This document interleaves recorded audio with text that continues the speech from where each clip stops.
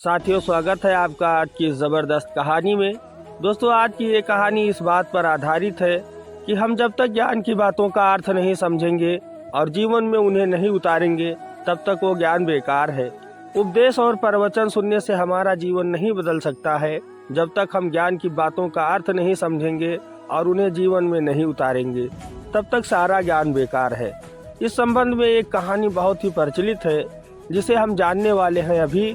लेकिन उससे पहले यदि आप अभी तक चैनल को सब्सक्राइब नहीं किया है तो अब कर लें, और यदि ये स्टोरी आपको अच्छी लगे तो एक लाइक ज़रूर करें और कमेंट करके ज़रूर बताएं कि आप किस तरह की कहानी सुनना चाहते हैं। दोस्तों, पुराने समय में एक गांव में संत कुछ शिष्यों के साथ अपने आश्रम में रहते थे। संत बहुत ही विद्वान थे और शिष्यों को सुखी और सफल जीवन जीने के उपदेश देते थे। उनके साथ ही एक छोटा बच्चा भी रहता था। एक दिन उनका एक छोटा शिष्य कहीं से एक तोता ले आया और उसे पिंजरे में बंद कर दिया। संत ने शिष्य को समझाया कि उसे छोड़ दो, लेकिन शिष्य ने गुरु की बात नहीं मानी और तोते के साथ खेलने लगा। शिष्य बहुत छोटा था, इसलिए गुरु उसे सख्ती से आदेश नहीं दे सकते थे। तो एक दिन संत ने सोचा कि अब तोते को ही मुक्त होने का तरीका सिखाना चाहिए, और इसके बाद गुरु रोज तोते को एक पाठ पढ़ाने लगे। गुरु ने तोते को बोलना सिखाया कि पिंजरा छोड़ दो, उड़ जाओ। तोता संत की बात सिखाई हुई रटने लगा और कुछ ही दिनों में तोते ने ये बात अच्छी तरह से रट लिया। एक दिन छोटे बच्चे ने गलती से पिंजरा खुला छोड़ दिया। खुले पिंजरे से तोता बाहर आ गया।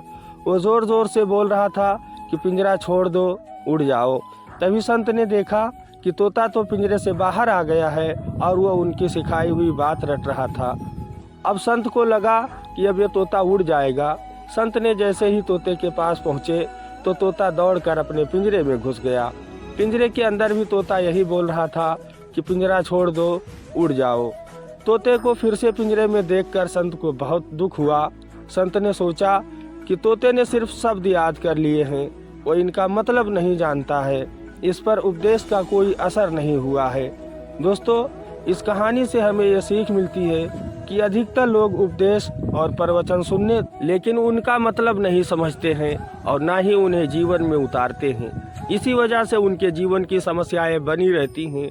उपदेश को जब तक समझेंगे नहीं, उन पर चलेंगे नहीं, तब तक उनसे कोई भी लाभ नहीं मिल सकता है। ज्ञान की बातें तभी हमारे काम आ सकती हैं जब हम उन्हें अपनाएंगे।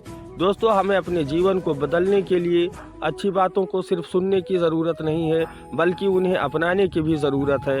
और यदि आप ऐसा करेंगे तो एक ना एक दिन ज़रूर सफल होंगे। तो दोस्तों, आप सब लोगों को अपना बहुमूल्य समय देने के लिए बहुत बहुत धन्यवाद। जय हिंद, जय भारत।